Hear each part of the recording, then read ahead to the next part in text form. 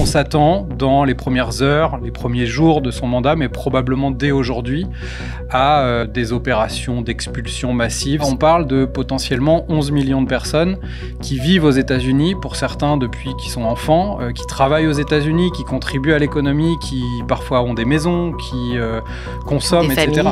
Des familles. Donc c'est symboliquement et humainement beaucoup plus fort et beaucoup plus dangereux que ce qu'il a pu faire en 2017. Est-ce qu'on sait un petit peu comment est-ce que sur le terrain, les personnes concernées par les mesures que pourrait prendre Trump, reçoivent son investiture? Il y a des gens qui ont pu déjà prendre des mesures. Notre correspondant Julien Gester, qui a fait un road trip ces derniers jours jusqu'à l'investiture et notamment retourné à Springfield, qui est une petite ville dans l'Ohio, on ne va pas rentrer dans le détail, mais où Donald Trump avait relayé cette théorie complotiste absurde selon laquelle les immigrés haïtiens qui sont présents en masse dans cette ville mangeraient des chats et des chiens. C'était l'été dernier. Et il a pu constater sur le terrain que plusieurs milliers de ces Haïtiens ont déjà quitté la ville.